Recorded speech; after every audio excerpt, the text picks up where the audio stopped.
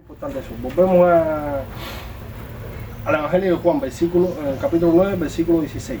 Entonces algunos fariseos decían, ese hombre no procede de Dios porque no guarda el día de reposo. Otros decían, ¿cómo puede un hombre pecador hacer tales señales? Que había disensión entre ellos. Entonces volvieron a decirle así, ¿qué dices tú el que te abrió los ojos? Y él dijo, que es profeta. Pero los judíos no creían que había sido ciego y que había recibido la vista hasta que llamaron a los padres de que había recibido la vista. Le preguntaron diciendo, ¿es este vuestro hijo el que vosotros decís que nació ciego? ¿Cómo pues ve ahora? Sus padres respondieron y dijeron, sabemos que este es nuestro hijo y que nació ciego, pero cómo ve ahora no lo sabemos. O quién le haya abierto los ojos, nosotros tampoco lo sabemos. ¿Qué edad tiene? Preguntarle a él hablará por sí mismo. Esto dijeron sus padres porque tenían miedo de los judíos, por cuanto los judíos ya se había acordado que si alguno confesara que Jesús era el Mesías, fuera expulsado de la sinagoga. Entonces, con todo lo que hablé anteriormente, recuerdan lo último que dije, que cuando nosotros establecemos nuestro criterio o nuestra opinión como si fuera verdad o una verdad objetiva, nosotros simplemente nos vamos a dar cuenta de algún punto de que ese criterio, si no es concordante con la verdad, no se puede sostener. ¿Y cuál es la tendencia humana en hacerlo? Simplemente censurar lo que es verdadero, lo que es objetivo, para poder preservar lo que nosotros creemos que nos conviene mejor o lo que creemos que es bueno. Ven, alguien me decía una vez, es mejor una verdad cruda que una mentira bonita. Porque la verdad, aunque sea cruda, aunque sea difícil, es verdad, es objetivo. La mentira muchas veces tiene un sabor más dulce que la verdad, pero a la larga simplemente es eso, es una mentira. A la larga, a la corta, vamos a terminar chocando con la verdad. Esto es lo que le sucedió a los fariseos. Ellos hicieron de lo que debió ser un maestro de la Biblia, un maestro de la Torá en esa época, un maestro del pueblo judío, simplemente hicieron una profesión, un medio de vida que ellos decían de manera profesional, pero no era el objetivo que tenía Dios para ellos. No era el objetivo de estudiar la Biblia, enseñarlo al pueblo, no era el objetivo de facilitar el entendimiento y el conocimiento de Dios al pueblo, sino que simplemente lo monopolizaron y se volvieron una clase social. Para mantener ese estatus social de ellos, tuvieron que agregar otras cositas que no estaban en la Biblia o en la Torá en ese momento, para poder mantener su estatus. Y llegó un momento en que empezaron a agregar muchas cosas que no estaban en la Escritura, que no eran verdad, y que empezaban a entrar en conflicto con la verdad, con la propia Escritura. ¿Qué fue lo que hicieron los fariseos? Usaron su poder político, su influencia política, para hacer presión en la sociedad y que se obviara lo que no le convenía a ellos y se enseñara lo que ellos necesitaban que se enseñara. En este caso, no se podía predicar, decir que Jesús era el Mesías, porque ellos no lo habían dicho, no les convenía que fuera el Mesías, y porque eso simplemente les quitaría la autoridad a ellos como maestro de la ley y se la pasaría a Jesús. Así que simplemente vemos el egoísmo humano trabajando en la vida de los fariseos y trabajando y proyectándose a la sociedad judía en la época. Esto no solamente se ve en la época de los fariseos, lo vemos hoy en día en la iglesia. Muchos líderes, muchos pastores, muchos predicadores, muchos maestros quieren mantener su posición o ven su servicio en la iglesia más como una forma de vida o como un medio de vida que como un sentido de la vida. Se está viendo, nosotros los cristianos vemos hoy en la iglesia más como un sentido, como una forma de vida, o sea, los cristianos no son líderes, lo ven como una forma de vida que como un sentido de la vida. El evangelio no es para servir a nosotros estamos para servir al evangelio, nosotros estamos para servir a Dios. Dios no es genio de la lámpara que lo flotamos, le pedimos 3 deseos, una oración y nos concede. Solo tenemos que orarle a Dios, primeramente que se haga su voluntad. Si es su voluntad concedernos algo, se le dará. Si no es su voluntad, simplemente no será dado. 2, tenemos que pedirle a Dios lo que necesitamos, pero subordinándonos a Él. Es pedirle a Dios porque realmente queremos algo. Yo no estoy en contra de aquellos que pidan, no sé, un niño que le pide una bicicleta. Ay, Dios mío, quiero que mis padres me compren una bicicleta. Si Dios te la concede, por su gracia, amén. Si no se la pide a Dios, ¿quién se lo va a pedir? Yo no veo mal eso. Lo que sí veo mal es que cuando el evangelio se vuelve, sobre todo el evangelio de la prosperidad, una forma de obtener los medios materiales que nosotros queremos para nuestra vida, más que una forma de tener una relación con Dios y de ayudar a las personas que sean salvas. Porque básicamente ese es el objetivo del evangelio. Ya tú eres salvo, amén, felicidades, bendiciones. Pero ahora ayuda a otras personas a ser salvos. Toca los corazones de las personas. Nunca lo vas a tocar realmente, pero por lo menos deja la semilla. Cuando tú predicas a las personas, ya la semilla está echada. Si está en buena tierra, si está entre espinos, si se la comen los pájaros, ya eso no entra en tu palo. Pero si tú dejas la semilla y cae en buena tierra, esa semilla va a germinar. Y es Dios el que va a hacer que lo germine. Pero Como Dios nos estableció la iglesia para que fuese un club social los domingos, que vamos, alabamos, cantamos un poquito y nos vamos. Dios estableció la iglesia con un propósito, y el propósito es expandir el evangelio y defender la verdad. Entonces, volviendo al tema, versículo 23. Esto dijeron sus padres porque tenían miedo de los judíos, por cuanto los judíos ya habían acordado que si alguno confesara que Jesús era el Mesías, fuera expulsado de la sinagoga. Por eso dijeron a sus padres, ella tiene, preguntarle a él. Entonces volvieron a llamar al hombre que había sido ciego y le dijeron, da gloria a Dios, nosotros sabemos que este hombre es pecador. Entonces él respondió y dijo, si es pecador, no sé, una cosa sé, que habiendo yo sido ciego, ahora veo. Y le volvieron a decir, ¿qué te hizo? ¿Cómo te abrió los ojos? Y él respondió, ya os lo he dicho y no habéis querido oír. ¿Por qué lo queréis oír ahora otra vez? ¿Queréis también vosotros haceros sus discípulos? Y le injuriaron diciendo, tú eres su discípulo, pero nosotros discípulos de Moisés somos. Versículo 29. Nosotros sabemos que Dios ha hablado por Moisés, pero respecto a este no sabemos de dónde sea. Versículo 30. Respondió el hombre y le dijo, pues esto es lo maravilloso, que vosotros no sepáis de dónde sea y que a mí me abrió los ojos. Nos podemos sacar en el mismo tema de la verdad. Los fariseos creían tener el conocimiento absoluto de Dios y querían tener el monopolio del conocimiento de Dios. Y todo aquel que lo contradijera sus enseñanzas simplemente era descartado, o decían que era satánico o que no era de parte de Dios. Sin embargo, los fariseos se están encontrando con una crisis ahora. Que alguien está haciendo algo que es objetivo, que es real y que está contradiciendo directamente lo que ellos enseñaban. Y que los está dejando, por decir, no era el objetivo lo que está haciendo Jesús, pero los fariseos de cierta forma los estaba dejando humillados. Porque aquellos grandes maestros, aquellos que se supone que eran los portadores de la palabra de Dios, no eran capaces de explicar un milagro que está sucediendo en ese lugar. No estaban siendo capaces de explicar el actuar de Dios en ese momento. ¿Por qué? Porque no tenían una conexión con Dios. Pasaba en el Antiguo Testamento, era en el libro de los Reyes, no recuerdo bien la cita ahora, que había un profeta que había sido enviado a predicarle a un rey de Samaria, le saca la mano y después regresa. Al regresar se encuentra con otro profeta, o con alguien que había sido profeta, pero que ya no tenía una conexión con Dios, ya estaba desconectado, no estaba teniendo relación con Dios. Y Dios le había mandado que no se detuviera ni tomara agua en ese lugar, siquiera en ese lugar. Sin embargo, por escuchar al otro hombre que no tenía una relación con Dios, que no tenía un vínculo estrecho con Dios, contradice lo que Dios ha dicho, peca y al final le costó la vida. Eso es muy importante en nuestra vida, mis hermanos. Cada vez que nosotros hagamos algo, cada vez que sigamos a alguien, que sea alguien que siga a Cristo. Si usted va a seguir un líder de la iglesia, que siga a Cristo. Si usted va a seguir un predicador, que siga a Cristo. Si usted va a seguir un maestro, que siga a Cristo. Cualquiera, incluso lo que estoy diciendo, puede que yo cometa un error en una predicación o que me equivoque. Pero quiero que hagan esto. Cada vez que vean una predicación de alguien, compárenlo con lo que está en la Biblia. Predique, el pastor predicando y ustedes con la Biblia en la mano leyendo. Sean éticos, por favor. Somos seres humanos, cualquiera nos equivocamos. Si alguien se equivoca, lo llama aparte, en privado y lo corrige y después se corrige en público. Pero todo lo que se haga se tiene que comparar con la Biblia. Si aún el pastor más relevante que existe en este momento, el predicador más relevante, dice algo que es discordante con lo que dice la Biblia, deliberadamente y que deliberadamente contradice la Biblia, no se está hablando palabra de Dios. Entonces, no es saludable en ese momento, o por lo menos no aplicar esa enseñanza en su vida. Si esa persona empieza a contradecir sistemáticamente la palabra de Dios y a apartarse de Dios, lo digo con toda propiedad, no es saludable espiritualmente seguir a esa persona porque no está enseñando lo que Dios enseña a través de su palabra. Entonces, este es el caso de los fariseos. Esos hombres creían tener conocimiento de Dios, enseñaban al pueblo, pero cuando vemos a Dios manifestarse, cuando vemos a Dios obrar, vemos que lo que ellos enseñaban estaba en total discordancia con lo que Dios estaba haciendo. Entonces ellos simplemente eran ciegos, como decía Jesús, ciegos criando a otros ciegos. Como dice el dicho, en casa del tuerto y ciego rey. Era una persona que tenían un poco más de conocimiento humano de la palabra de Dios, pero tenían poco o ningún conocimiento espiritual, a punto que están descarriando el pueblo. Con el afán de preservar su poder y su prestigio, empezaban a censurar a aquellos que sí predicaban la palabra de Dios. Vamos al versículo 30. Respondió el hombre y le dijo, pues esto es lo maravilloso, que vosotros no sepáis de dónde sea, y a mí me abrió los ojos. Y sabemos que Dios no oye a los pecadores, pero si alguno es temeroso de Dios y hace su voluntad, a este oye.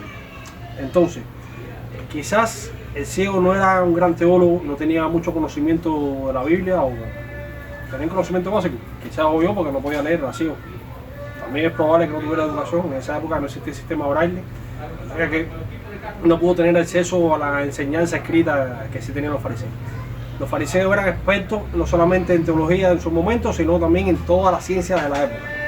Eran verdaderos eruditos. Sin embargo, estos hombres se encuentran entre un dilema, que todo lo que ellos estaban enseñando contrastaba con la realidad que estaban viendo en ese momento, que Jesús estaba haciendo un milagro y ellos no sabían cómo, no sabían quién era Jesús. ¿Por qué? Porque los fariseos llegaron a tener mucho conocimiento humano, pero poco y ninguno conocimiento espiritual. En contraste con esto vemos al ciego, que no tenía estudio, que no tenía ningún gran conocimiento teológico, pero sin embargo conocía lo más importante, conocía la verdad, conocía la realidad objetiva, y era que él había sido ciego y había sido cambiado, que su vida fue cambiada por este hombre, por Jesús de Nazaret, que su vida fue totalmente transformada para bien mediante la acción de un solo hombre. Él no sabía quién era Jesús exactamente, de hecho le preguntaron y creyó que era un profeta, porque era lo de su época lo más parecido que había a un hombre haciendo milagros, había sido Elías, Eliseo o los grandes profetas de la antigüedad. Sin embargo, él sí supo identificar algo, que ese hombre hizo un milagro y que los milagros se hacían a través de Dios. Entonces, por consiguiente, la conclusión que imagino que haya sido que ese hombre venía de parte de Dios. Entonces, versículo 31 dice: y sabemos que Dios no ve a los pecadores, pero si alguno es temeroso de Dios y hace su voluntad, a este oye. Está confrontando de una manera sencilla y clara a los fariseos. Este hombre hace milagros. Este hombre hace milagros que son de parte de Dios. Entonces, si solamente se puede hacer estos milagros a través de Dios, tiene que ser alguien que esté mínimo consagrado a Dios. Repito, él seguía creyendo que Jesús no era el Mesías, que no era el mismo Dios hecho hombre, era un profeta. Pero con su escaso conocimiento pudo llegar al pueblo del arroz con pollo, como decimos los cubanos. Pudo entender que Jesús lo hacía de parte de Dios. Sin embargo, los fariseos, no porque no lo supieran, porque de hecho en el libro de los Hechos, si no me falla la memoria, hay un consenso, y Gamaliel, uno de los grandes maestros de la época, un fariseo también, que fue el instructor de Saulo de Tarso, que después llegaría a ser Pablo, y dice una cosa: si este hombre lo que hace no es de parte de Dios, déjenlo, que se va a desbaratar solo. O sea, se va a desbaratar, su obra se va a desbaratar. Pero si es de parte de Dios, tengan mucho cuidado, no sea que se vayan luchando contra Dios. Entonces, este ciego no tenía ese gran conocimiento, repito, pero llegó a lo que había que llegar, a la verdad, de que Jesús obraba de parte de Dios. Los fariseos, quizás muchos sí tenían la duda sincera: ¿quién es este hombre? ¿Será de un profeta? ¿Será el Mesías? ¿Será de parte de Dios? ¿No será de parte de Dios? No lo sé. Pero muchos habrán llegado a la conclusión de que este hombre, si es de parte de Dios, suponía una amenaza para ellos. Si era de parte de Dios, suponía que la autoridad ya no iba a estar sobre ellos, sino que iba a estar sobre este hombre. Que este hombre iba a ser el que iba a tomar las riendas espirituales por Israel. Y eso, sencillamente, para los propósitos egoístas de los fariseos, no convenía. De hecho, dicen en el versículo 22 que los padres tenían miedo de hablar, de decir que Jesús era el Cristo, ¿sabes? Para decir la cita, para no para la reflexión. Versículo 22. Esto dijeron sus padres porque tenían miedo de que los judíos, por cuanto los judíos ya habían acordado que si alguno confesara que Jesús era el Mesías, fuera expulsado de la sinagoga. Ya existía una duda entre los judíos de quién era este hombre y que podía ser el Mesías. Pero el grupo de élite dominante, por lo menos en lo eclesiástico no existe en la iglesia de esa época, pero por lo menos religioso, eran los fariseos. Y los fariseos habían acordado por su propia voluntad, por sus propios intereses, que si alguien declaraba que Jesús era el Cristo, iba a ser expulsado. En la sociedad judía de la época, ser expulsado de la sinagoga era condenar a la persona a vivir en el ostracismo. ¿Qué cosa es ostracismo? Estar en tu casa y no llevarte a comer nada. En cubano, peor que la cuarentena. Sales a comprar y nadie te va a saludar. Compra lo necesario para tu casa, mira, no vas a tener vida social, no vas a tener vida pública, vas a ser un marginado total sobre el resto de tu vida. Sin embargo, a ese punto llegaron los fariseos, que si alguien proclamaba la verdad iba a ser perseguido por sus propios intereses. Entonces, es lo del otro punto importante que quería tomar en este mensaje: las idolatrías. Repito mucho eso en los mensajes porque es una cosa, por lo menos en el Evangelio se ve bastante. Los distintos tipos de ídolos. Muchas veces hacemos el ministerio un ídolo. No estoy diciendo que el ministerio sea malo, al contrario, muy bueno. Dios nos llama a un ministerio, Dios te llama, te capacita y te pone a servir. Pero recuerda esta palabra: servir. Tú sirves, tú estás para hacer lo que Dios te manda hacer, no para que Dios haga lo que tú quieres hacer. Porque cuando tú empiezas a ver al ministerio, como yo decía anteriormente, como una forma de vida, como un medio de vida y no como una forma de vida, empiezas a hacer del ministerio un ídolo. ¿Por qué se vuelve un ídolo? Porque ya empiezas a ver el ministerio como una manera, un medio para obtener lo que tú deseas en tu concupiscencia, en los deseos muchas veces de tu carne, y no hacer la voluntad de Dios, cuando tú empiezas a servirte de tu ministerio netamente para propósitos personales, dejas de ser un siervo de Dios y empiezas a convertirte en un mercader de la palabra de Dios. Eso es algo que es muy importante hoy en día. Es una tentación que no solamente a los pastores, a las personas dentro de la iglesia. Muchas personas quieren estar en ministerio no porque sea muy bonito ni porque sientan de parte de Dios servir, sino simplemente porque es reconocido, porque te da prestigio social, etc. Todos quieren cantar la alabanza, no digo que sea mala alabanza, al contrario. Ya se darán cuenta por mi voz, no puedo cantar, pero es un ministerio que es adoración, es el que lleva a la iglesia a tener una relación o un encuentro con Dios. Todos quieren ser maestros porque los maestros son reconocidos, todos quieren ser pastores porque los pastores son reconocidos, pero nadie quiere limpiar los baños de la iglesia porque eso lo reconoce. Sin embargo, si alguien no se encarga de ese trabajo, el maestro va a tener que bajarse del púlpito y hacerlo. Entonces, tan importante es el maestro que predica como el que está sirviendo. Es como una guerra, tan importante es el que está en el frente como el que está en la retaguardia preparando las municiones, curando los heridos, porque si él no hace eso, el de frente va a tener que ir a la retaguardia y encargarse de eso. Todos los ministerios son importantes. La iglesia es el cuerpo de Cristo y el cuerpo tiene varias partes, tiene la cabeza, el tronco, la extremidad y cada una tiene su función.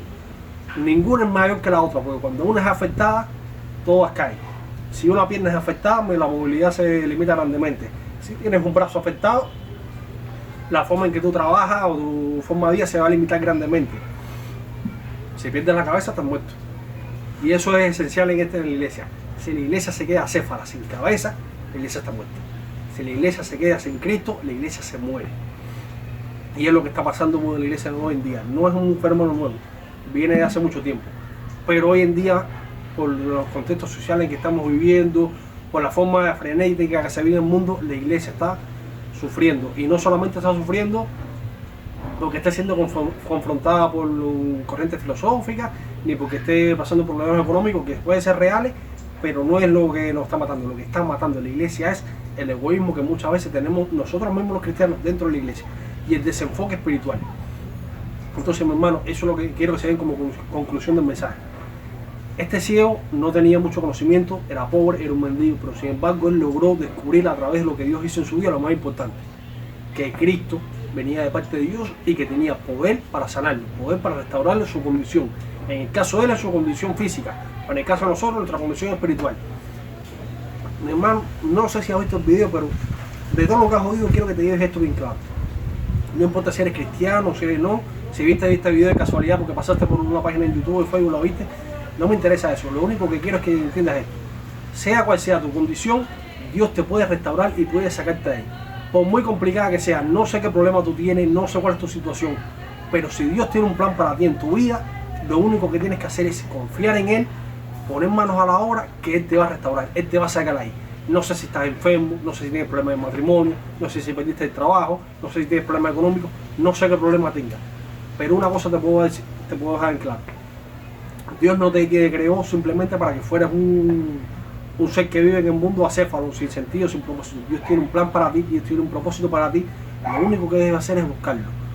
No es un ultimato que te estés dando, ni estoy tratando de hacer la obra proselítica. Simplemente confía en Dios. Si quieres hacer la prueba, pon tus cargas delante de Dios, acéptalo como Señor y su Salvador, y que es el que predique, que es el que haga el resto. Pero es la prueba. Si la haces, créeme, te lo digo por experiencia personal, no te vas a arrepentir. Pero es muy importante eso, descubre la verdad y la verdad te hará libre. La verdad, la última forma de la verdad es Cristo. Que Dios te bendiga, mi hermano. Vamos a tener una oración para concluir. Gracias, Padre, por habernos permitido este tiempo, Señor. Y gracias, Señor, por mis hermanos aquí que me están apoyando, Señor, Carlito y José Carlos, Señor. Gracias, Señor, por la vida de aquellos que estén viendo esto, Señor. Y Padre, te pido que ministres de su vida, Señor, y que obres conforme a tu voluntad, Señor. Tú conoces todos los problemas que cada uno tenemos, Señor. Tú conoces todas nuestras luchas, Señor. No estamos exentos de lucha, Señor, pero la lucha no es el problema, Señor, cuando sabemos que tú estás con nosotros, Señor, y sabemos que tú eres el Dios de la guerra, Señor, que tú eres el Dios de la batalla, Señor, que tú eres el Dios de los ejércitos, Padre, y que tú peleas por nosotros, Señor. Ayúdanos a buscar de ti, Señor, a aferrarnos a tu manto, Señor, y a ser pacientes, Señor. No simplemente saber esperar, Señor, sino mantener calma en las situaciones difíciles, Padre, y dejar que seas tú quien obre en nuestra vida, Señor. Padre, si hay alguien en este momento que está viendo este video, Señor, y tú quieres tocar sus corazones, Señor, tócalo, Señor. Si tú quieres cambiar su vida, cámbialo, Señor. Pero te pido, Señor, que tengas misericordia, Señor, de nosotros, tus hijos, Señor, y aquellos que no te conocen, Señor, y aquellos que no te conozcan, Padre, que se puedan arrepentir de sus pecados y si hace falta volverse a ti, aferrarse a tu manto y ser salvo, Señor. Ayúdanos, Señor, a ser mejores cada día, Señor, a perfeccionarnos, Padre, porque no somos libres de pecado, Señor, somos seres humanos, Señor. Pero, Señor, por fe creemos que mediante la sangre de Cristo Jesús podemos ser renovados, podemos ser cambiados, Señor, y poco a poco, Señor, podemos llegar a esa estatura de varón perfecto que tú quieres que lleguemos, Señor. No por nuestras fuerzas, no por nuestras obras, Señor, sino por tu gracia en nuestra vida, Padre. En nombre de Jesús, he orado, Padre, que pongo en tus manos y hace tu voluntad, Señor. Por los siglos de siglos, gloria y honra sea a ti, Señor. Amén.